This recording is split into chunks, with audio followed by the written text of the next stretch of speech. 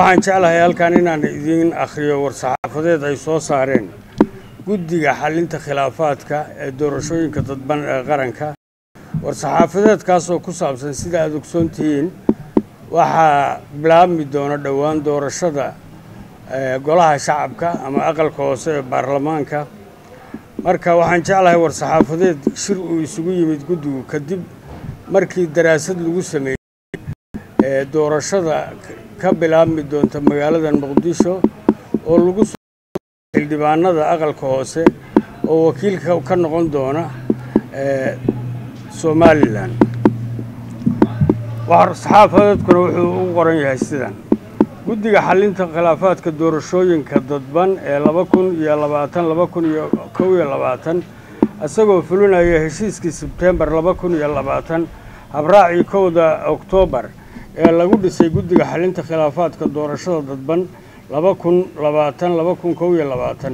heshiiskii 27 May 2021 iyo warmurtiyeedkii shirkii golaha wadatashiga qaranka ee soo baxay 21 ilaa 22 Agost 2021 wuxuu cadeynayaa in guddiga xalinta khilaafaadka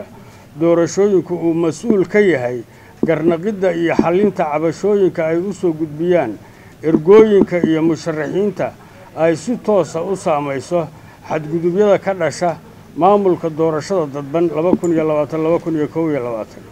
in guddigu awood sharci leeyahay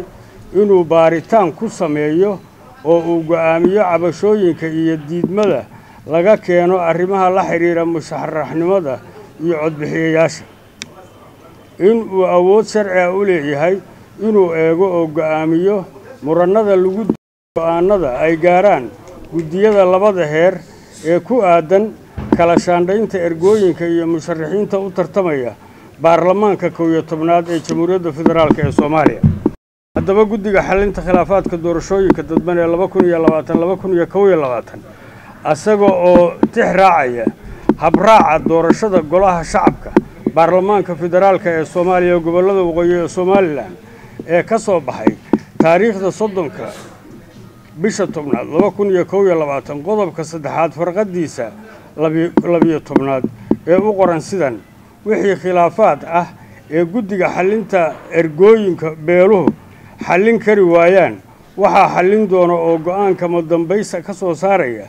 guddoonka ee doorashooyinka Somaliland.